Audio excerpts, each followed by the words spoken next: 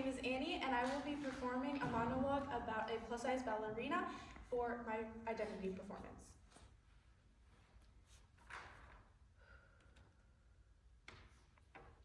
I was never going to be a ballet star. Not because I wasn't capable, but because I really wanted to be a journalist. None of those other girls in my class ever became prima ballerinas either. In fact, not a single person from that town ever amounted to anything on stage. I did the damn research. But that's not the point. The point is, those girls, the ones that got to stay, they got to see the proud smiles on their mothers' faces. They got to wear pink lace and sparkly tiaras. They got to be kids.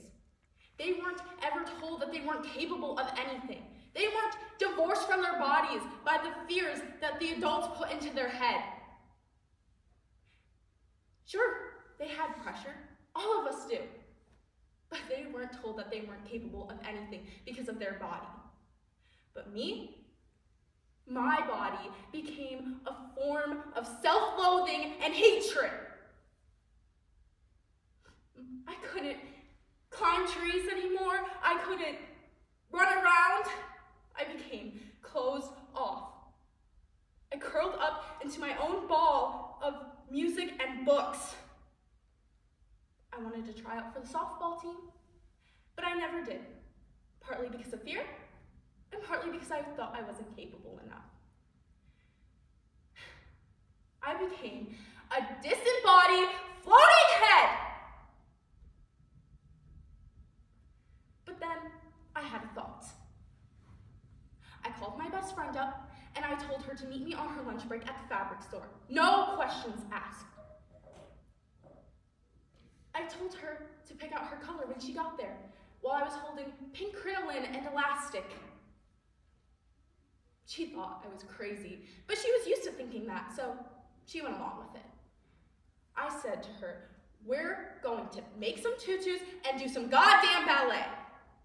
I called up all my fat friends that I knew, and I said the same thing. I was not taking no for an answer. 6 weeks later, in the basement of a church, we were performing Fantasia Ballet. We were terrible, but that didn't matter. We were having fun, we were ourselves, and we were enjoying it. And every time we had a performance, the number of attendees grew, and we even started performing for our own friends. Not only were we becoming better dancers, but our joy was palpable. And we still meet every Thursday. See.